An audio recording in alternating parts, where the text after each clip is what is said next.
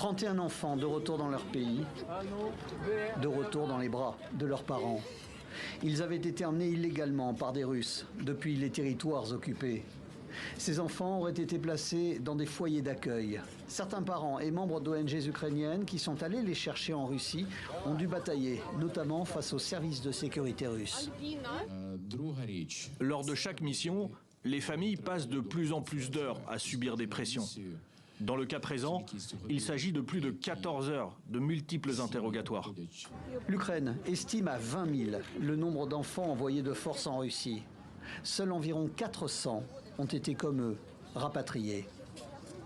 Lors de la dernière Assemblée générale des Nations Unies, le président Zelensky, durant son discours, a évoqué le sort de ces enfants.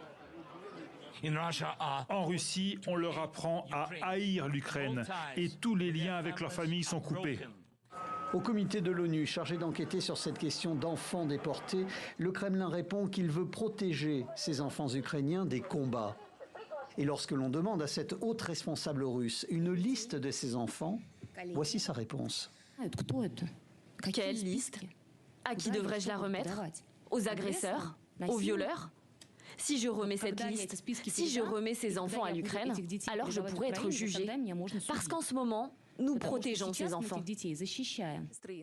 Des enfants qui, dit-elle, reçoivent quotidiennement des soins et des cours de langue et d'histoire russe, de l'endoctrinement selon certains. Cette proche de Vladimir Poutine, tout comme lui, fait l'objet d'un mandat d'arrêt de la Cour pénale internationale pour crimes de guerre, des accusations liées précisément à ces déportations illégales d'enfants ukrainiens.